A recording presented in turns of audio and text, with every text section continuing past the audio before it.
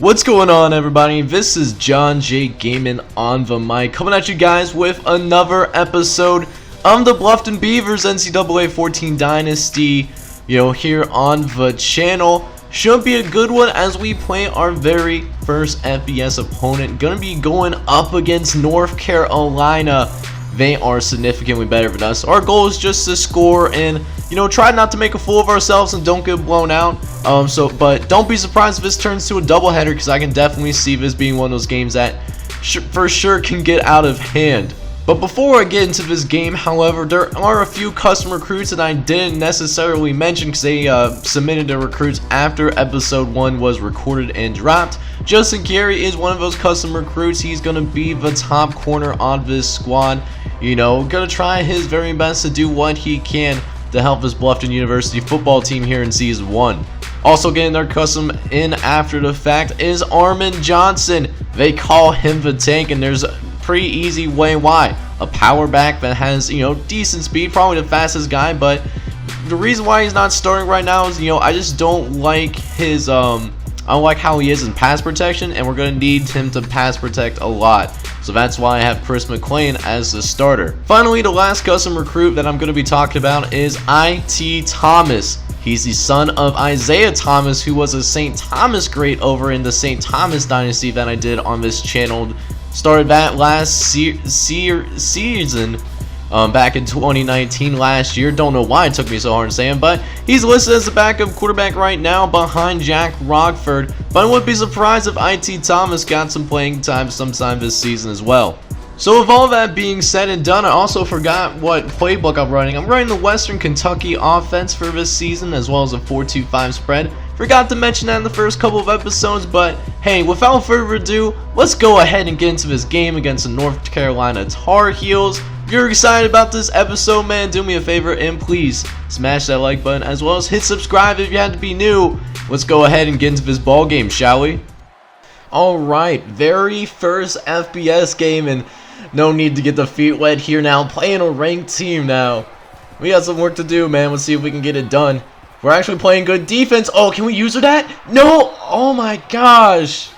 I can't believe we didn't use that. I might have made that guy low-key stop. Might have forced made a touchdown a lot easier than it should have been. So now down 7-0. Go try to throw it. What a throw to Josh Gates. Way to get the job done. 14-yard gain. First down for the Beavers. So let's see what we can do in this first drive, man. Rockford's going to drive back, going to rock with it. Get it to the custom recruit, DJ Welgana, who gets me another 11 yards on that one. Another first down for the Beavers. And on this first drive, man, we're looking pretty good. Pretty efficient. 5 for 7 for Jack Rockford so far. So you'll have to see that out of our quarterback. As we get another completion, this time to Tommy Marks. The short passing game working out for us pretty well thus far. Do love seeing that. As we do got a third down now, see what we can do here. Rockford going to drop back, going to try to throw to the right-hand side, and that could have been caught. But I don't think DJ was paying attention, so fourth down coming up. And you know what we're going to do. We are not actually going to punt the ball. We're going to go ahead and run it with Joe Lemon. He's got some speed for a punter and does get to the first down marker and get right out of bounds. Don't know what his carrying is like. Don't want to risk it for the biscuit necessarily. So, got the first down again. Josh Gates with another reception. Able to keep the drive going for right now. As we actually are putting together a pretty good drive. Actually a pretty long drive. Most of the quarter is now gone.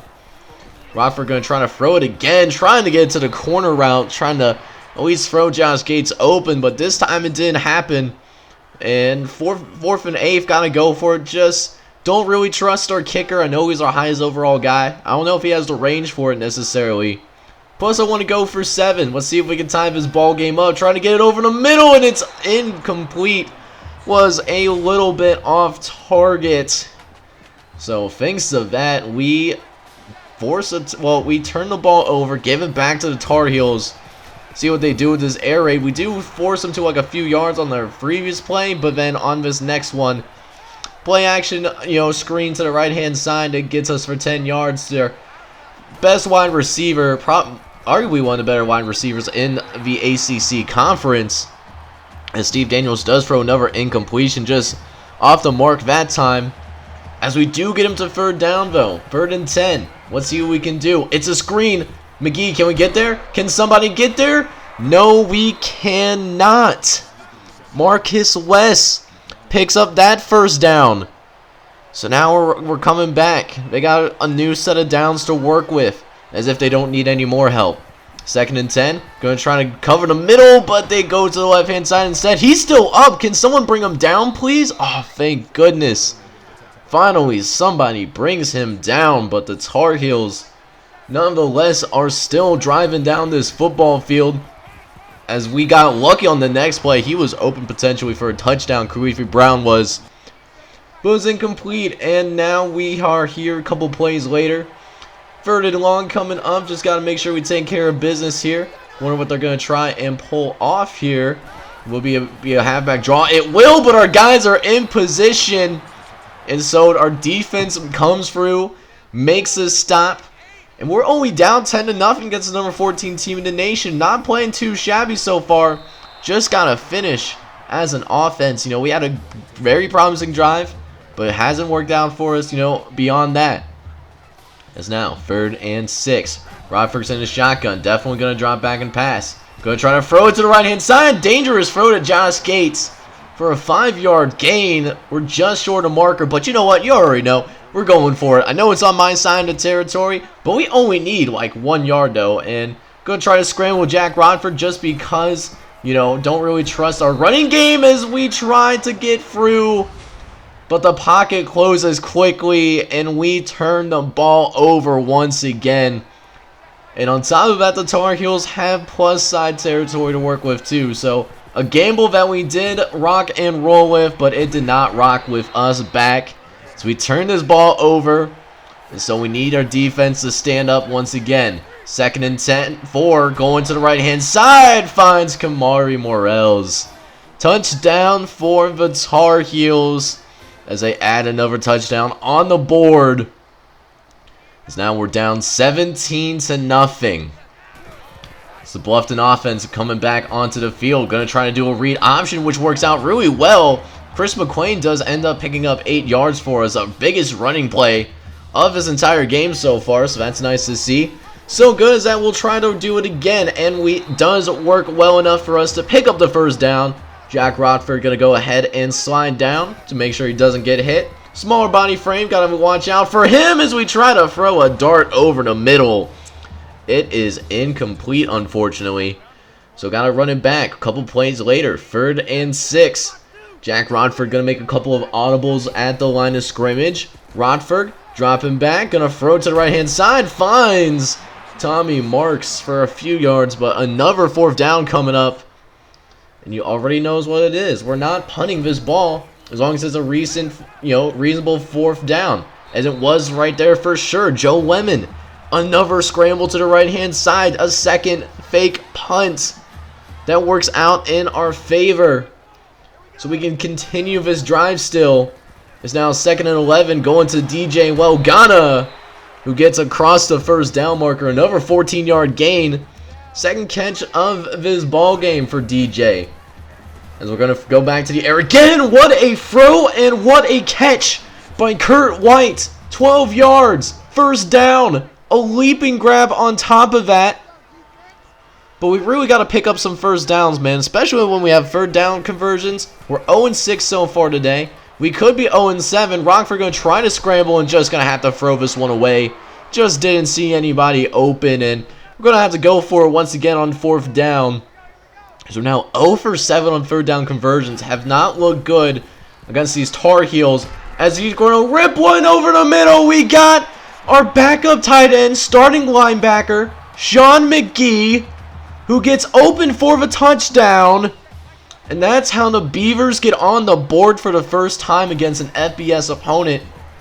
And now we're only down 17-7. If we can do, just take care of business here, go in with this kind of deficit in the first half, we could have ourselves a ball game. You never know what could go down. As we just got to make sure we take care of business as Khalifa Brown going to go out of bounds thanks to that catch. Stop the clock at 1:03.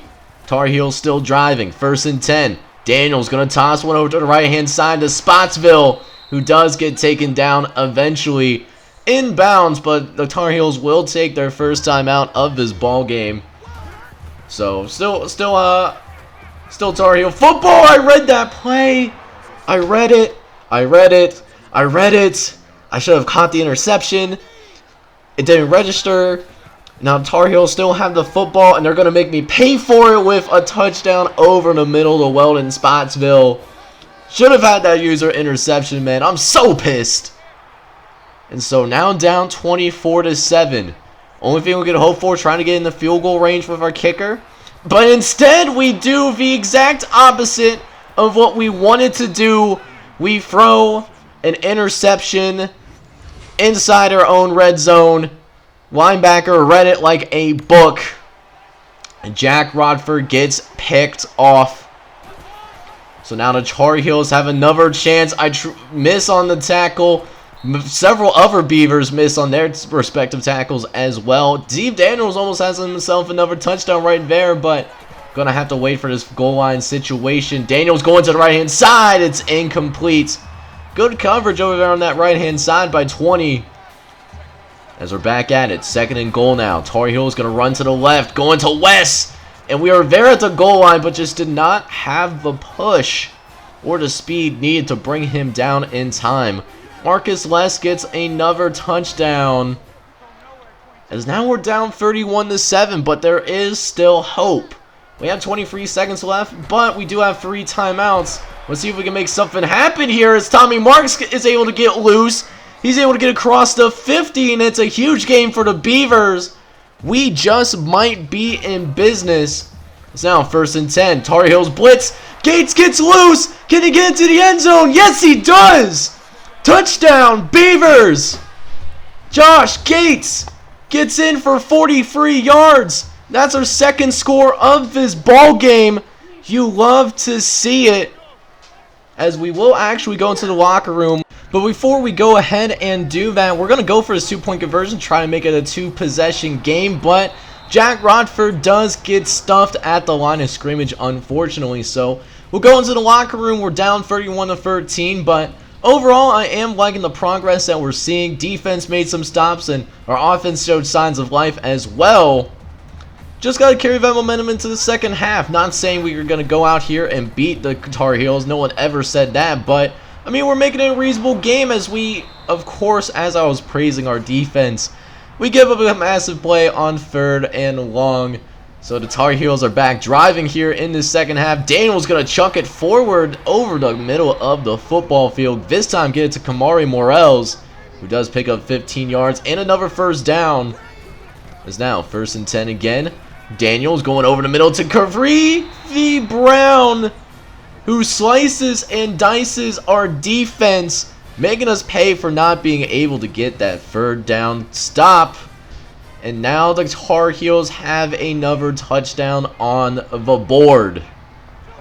So now how are the Beavers going to respond? Rodford going to drop back, try to throw it over the middle, but we got baited.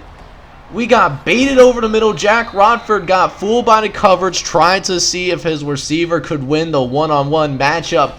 But Don Chapman from North Carolina gets his 2nd interception of the day.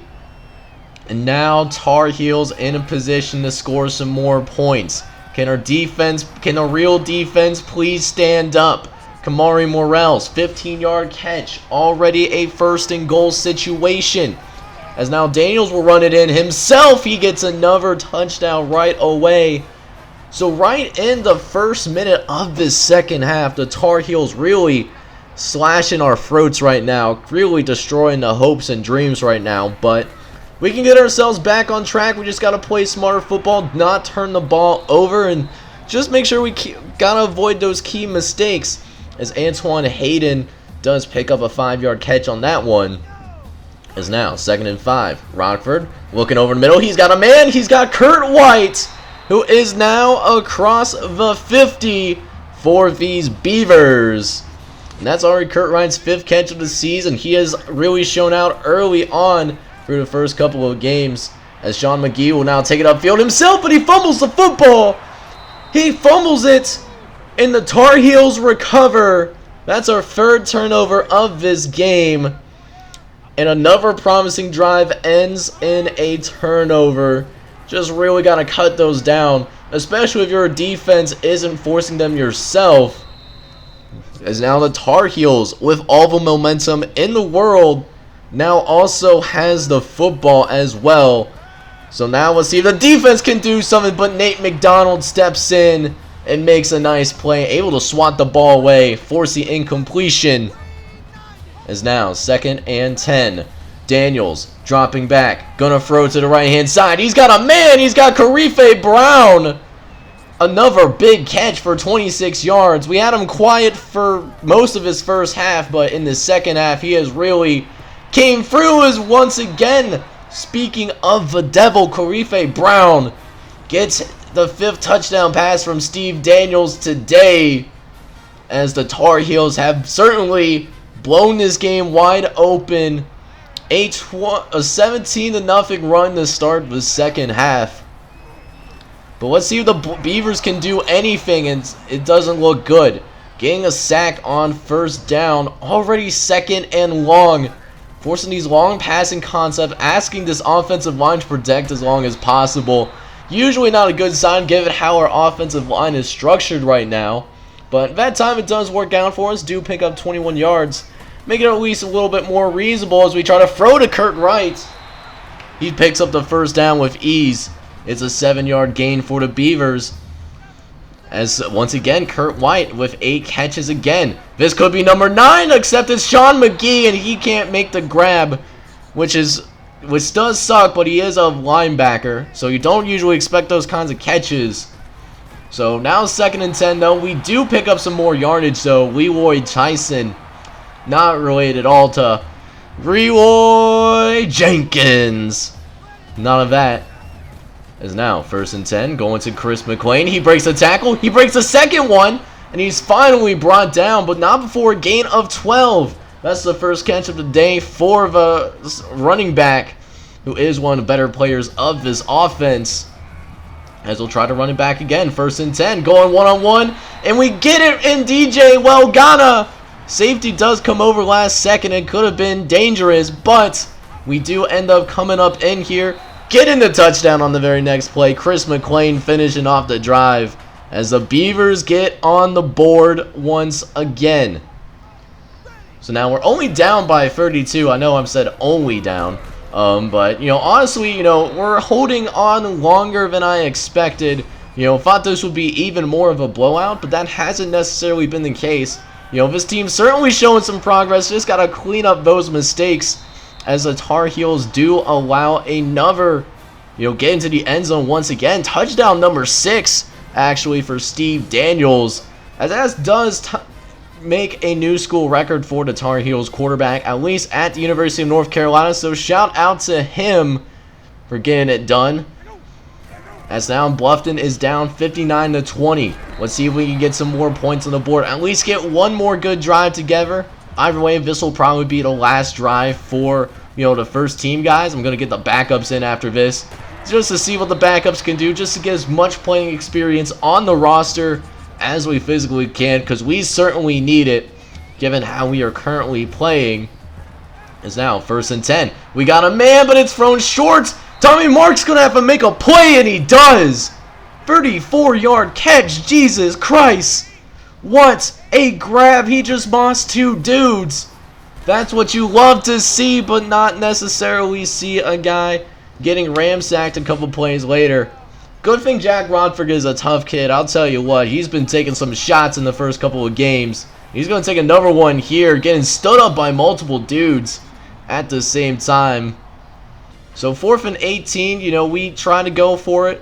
Doesn't work out, and that's going to end the game, man. North Carolina runs away with it 69-20.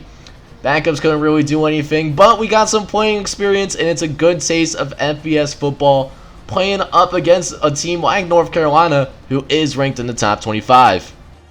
So it lasted a little bit longer than I thought it was going to be, but it was still a dumpster fire at the end of the day.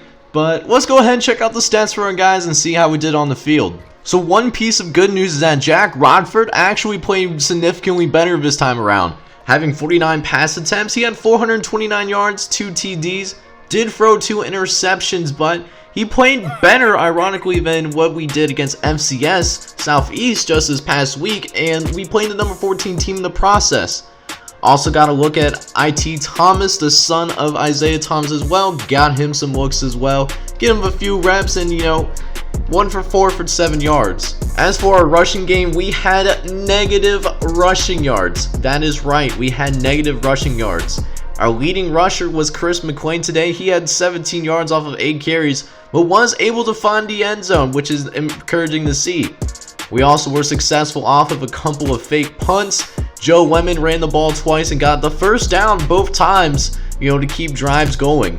Meanwhile, for our receivers, Tommy Marks made a huge difference out there today. He had 8 catches for 128 yards. Same thing with Kurt White, another 8 catches for 85. 2 guys that did a really good job and didn't have any drops in the process, so that's really encouraging to see. However, the 2 guys that found the end zone today were Josh Gates, who found the end zone from University of West Florida, had his 6 catches for 8 yards. And then Sean McGee, who's our starting middle linebacker, he also doubles as our backup tight end as well, and was able to find the end zone for us as well, had 2 catches for 31 yards. However, he did lose a fumble on that second catch of his. It was also a rough day at the offense for our defense as Scott Curry, led the team in defensive tackles, had 9 total tackles, but just one of those things where we just couldn't get anything going on defense, didn't do ourselves any favors, didn't force any turnovers, but we did have 1 sack today right before the end of the first half off of a Hail Mary. Terry Ryan was the guy that was able to get that sack, and that was also his only solo tackle for today's game as well. But on the plus side though, we do get a couple of recruits assigned with us. Brute Ford and Josh Britt are the first recruits in the history of this dynasty to sign with Bluffton University. 2 guys that are 61 overall and for 1-star prospects as coming in as true freshmen as well. I'm very happy to include these guys into the Bluffton University fold, at least going into next season. Hey, but you know what? We're still going to try to pull a win out of this episode. We're playing a slightly worse team in the Houston Cougars, but it'll also be our very first road game in the history of this dynasty, so we'll see what we can do. But if you're enjoying the episode and the series in general so far, do me a favor and smash that like button, as well as hit subscribe if you do happen to be brand new to the channel, of course. Let's go ahead and get into this game against Houston and see what we can do. Alright, man, on the road for the very first time, but we played a tougher team previously. Houston's not even ranked, so hopefully we can show that North Carolina game is a little bit of not a fluke necessarily. Just go out, play the very best as we can, as we got a 3rd and long already. It's not exactly what we want to be in, but we do end up picking the first down though. Tommy Marks, a 9-yard gain on that play. Gonna be able to pick up the first down first. What a way to make the first catch of the day for the Beavers too. As a couple plays later, got 2nd and 10 now. Rodford gonna try it again, going to Josh Gates, who at this point identifies one of the star players, and he has deserved it too. Playing very well in the first couple of games this season, him and Kurt White. As Rodford going to try to throw to the right-hand side, trying to throw on the run, but simply does not work out for us whatsoever. So going to have to try again, 2nd and 10 this time. Rodford going to drop back, going to throw over the middle, and it's a good throw over to Bill Watkins. 18-yard gain on the play for a huge first down. The Beavers are driving early and often. Just got to make sure we finish things up, but oh no. Jack Rodford's not getting back up, so now the son of former St. Thomas legend Isaiah Thomas, It Thomas now in at quarterback, and here's his first pass attempt. It trying to throw to the right, but it's a terrible throw. Trying to get it to the out route, but it is so poorly off target that It's first career throw is going to be for an interception. And now the Houston Cougars have field position to work with. A couple plays later, 2nd and 13. Ross going to scramble. He's got wide open green grass. Can anyone get to him? Well, going to be forced out of bounds eventually, but not before Ryan Ross picks up 37 yards for a massive first down on the play. Is now 1st and 10 again. McFarland getting the carry, going to the right-hand side, picking up a good 8 yards right there. As now they are driving, looking to get the strike first in this ball game. We got him to third down, though. Can we make the stop? Riley was there, but he's not strong enough to bring him down through the stiff arm. Eric McFarland finds the end zone. It's a touchdown for the Cougars, as they do end up striking first, taking a 7-0 lead. As we will take another look at IT trying to throw it to the out route, and he got baited. Collins originally guarding the curl route, but then goes up in coverage, goes to the check down, and so Captain Checkdown goes very wrong, like very extremely wrong. And now the Cougars might score again, and they do, instantly making us pay for the turnover. That's Ryan Ross's first pass of the day, by the way, and it goes for another touchdown. So in a blink of an eye, the Cougars are now up 14-0, and after a 3-and-out on the next possession for the Beavers, do have to punt it away to this Houston offense that we have not found any answers to, as even when we're in decent position, we just can't come up and make the tackle properly. So it should have been a much more reasonable game, but instead, 3rd and 3, a lot more manageable, and they ended up turning it into a huge first down anyways, thanks to an 18-yard catch. So now, 1st and 10. Hall going into the motion. Ross gonna go back to pass. Gonna try to spy him with Matt Smith. Can he get over there? He just does. Just is not that quick. This entire defense is, and it's really showing, because Houston is not a very good offense that we match up with. We don't really match up well with anybody, to be honest, but there's certain teams that we don't match up as well. North Carolina, we had a better matchup, at least scheme-wise, but early on, it's not showing here for sure, as we're now down 21-0 already. It's been a tough go for these Beavers in the second part of this episode, but we might be able to turn things around, as IT does, I believe, get his very first completion, is able to take that into some good yards. It's now 3rd and 2. IT going to try to scramble. Nobody was open, so he tries to pick up the first down himself. Does not work out for us. So you know what time it is. The secret weapon, Joe Lemon, going to go ahead and scramble. Going to try to get the first down. He does with ease. And turns out into double-digit yards as well. Our biggest rushing play of the season. An 11-yard gain. So now we have a new set of downs to work with. Gonna go with IT Thomas. And one thing that IT does have, he does have more mobility than Jack Rodford, but the arm is definitely more compromised than Jack Rodford is. So, but since he's injured, gonna have to get him in some more throwing situations, unfortunately, but it's not working at all. The 3rd interception for IT. 3 interceptions. And it's not looking good over here. Less than a quarter of football for IT. He threw 3 drives. Actually, 4 drives. 3 turnovers. It has been pretty in his collegiate debut for sure. And it gives the Houstons an extra possession, but we might get our first turnover. But the Cougars recover it. We should have fallen on it. Multiple Beavers were around to get it done. Did not happen. And so Houston has the ball again. Ross going to try to scramble. It's fumbled again, but Houston recovers a second time. So 2 forced fumbles, but we can't recover either of them.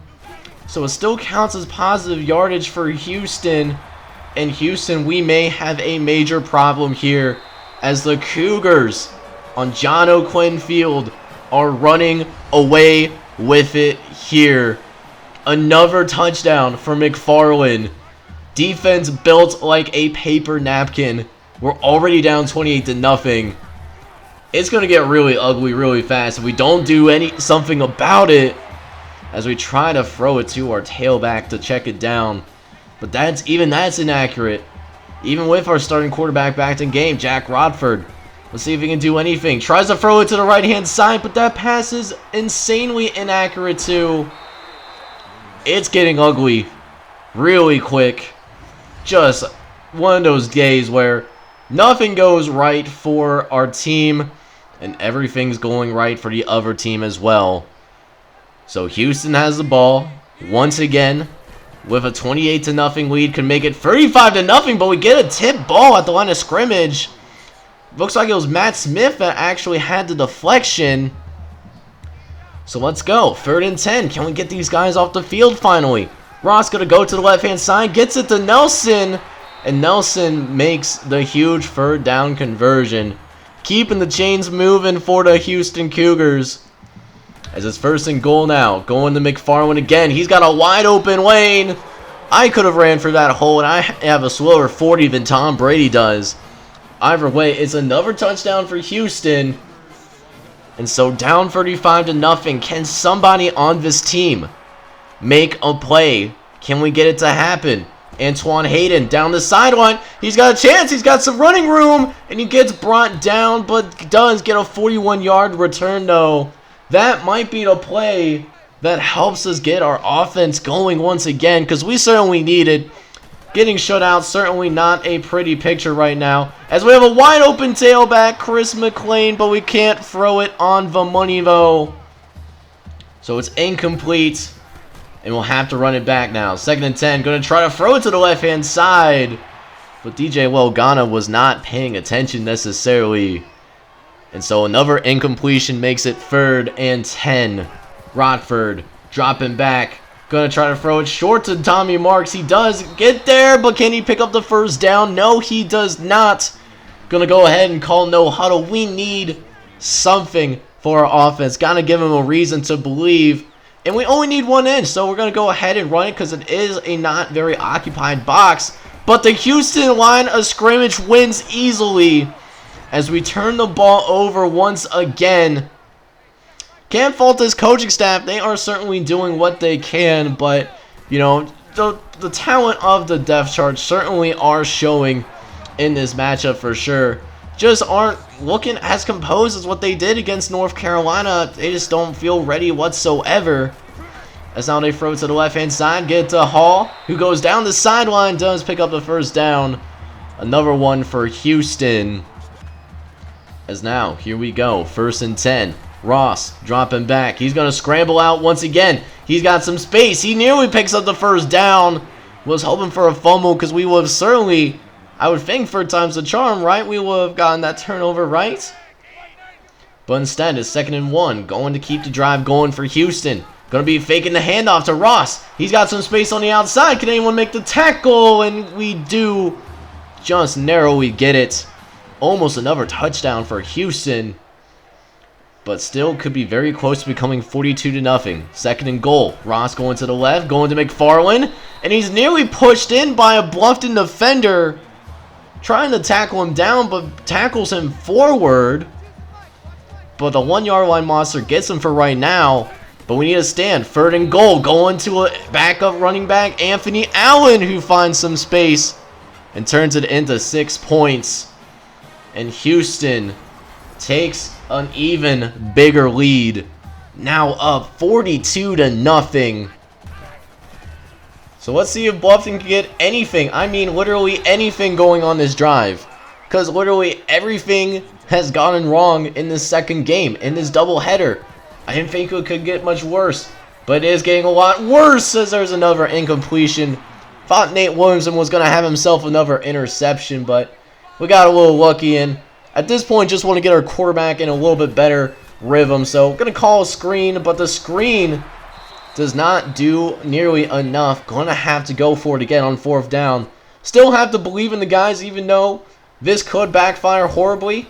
Gotta believe in Joe Lemon. This play has worked so far this season. In space, going to try to juke him, but he fumbles the football, and it's fumbled out of bounds. Thank goodness. That would have been potentially a scoop and score if they recovered that ball in bounds, but we got very fortunate. And so with a minute and a half left, going to go ahead and go into our no-huddle offense here, trying to get it to DJ Welgana, but the pass is incomplete, very much off target. And so we'll try again. 2nd and 10. Another slant play called. Ronford going to try to throw it to Welgana again, but he gets lit up like a Christmas tree and narrowly avoids the sack. Still remains in the game, though. But it's 3rd and long now. Rockford dropping back. Going to try to throw it over the middle. He's got a man in McGee, but he drops that pass as well. 4th and 10 upcoming. But we're not giving up on this drive. We want to try to go for it. It's been working well so far, but they might be more ready. Joe Lemon got to make a move, but he can't make the move. Does not happen. Joe Lemon gets stuffed. And that was my cue to sim out, because if I played this entire game, I'm not going to lie to you guys, I might have broken a controller. It was just a frustrating game. We have a lot of work to do for sure. You know, losing this badly and getting shut out in the process is not how we want to progress as we continue to go into the season. And this is our last non-conference game. These games moving forward will really start to matter as MAC conference play is going to begin really soon. So I knew at some point we were going to be shut out just completely, entirely, not going to put any points on the board. I am actually surprised that it took until the third game, I should say, for that to happen. You know, made to the third game before getting shut out. So I think that might be a record. That might be better than what we did with the St. Thomas Dynasty, but we have a long road ahead of us, guys. We did not look good at all. Usually, I'll go in and check out the individual stats, but it was just so bad across the board that I'm not going to even do that, because there's really no one to point out. When you get shut out 58-0, you know, there's nothing good to talk about. So, just going to go ahead and cut towards next week, and hopefully we can get some recruits at least. So, at least there is some positives in this episode. We got 5 recruits already signing with us. 2 notable guys, Chris Lundy and Nick Miner, are guys that could instantly make a difference for us right from the jump, because we certainly need it after we played, you know, that particular game against Houston. But these are good signings, and we got some weapons as well as Mike Russell and Antoine Atkins. Alright guys, so we did make it through non-conference play. The good news is nobody seriously got hurt, and you know, we got plenty of reps in for various guys on the squad, so that's impressive. But other than that, it wasn't a good non-conference slate. We're 0-3, which is right where we expected to be. Thought we were going to be more competitive against FCS in the first game, and that didn't happen. So we still have conference play, and overall our schedule does get easier than that. If we can win 2 conference games this season, that would be a huge win for us. But for right now, we got to focus in on this matchup against Eastern Michigan. They're 1-2 so far, and they don't look that great of a team, so it's definitely a winnable game. Hopefully we do what we need to do in order to get the job done. But in the meantime, if you enjoyed today's episode of the Bluffton University NCAA 14 Dynasty, do me a favor and please smash that like button, as well as hit subscribe if you do happen to be brand new to the channel. This is John J. Gaming on the mic, hoping you guys are all having a wonderful day. Take care, everybody.